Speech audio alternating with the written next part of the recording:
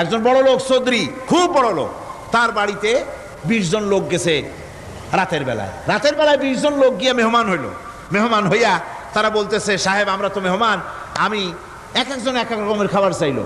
একজনে বললো আমি হরিণ খাবো, আর একজনে কয় আমি মুরগি খাবো, আর একজনে বললো আমি খরগোশ খাবো, একজনে কয় বোয়াল মাছ খাবো, আর একজনে কয় রুই মাছ খাবো।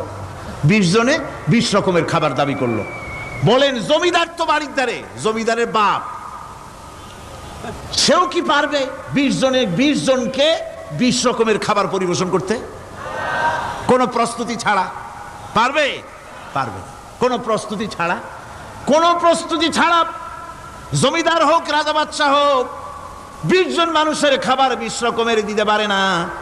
আর আল্লাহ এমন রহমান, এই পৃথিবীর লক্ষ কোটি কোটি জাতির প্রাণীকে কোটি কোটি রকমের খাবার আল্লাহ রাব্বুল আলামিন পরিবেশন করতেছেন।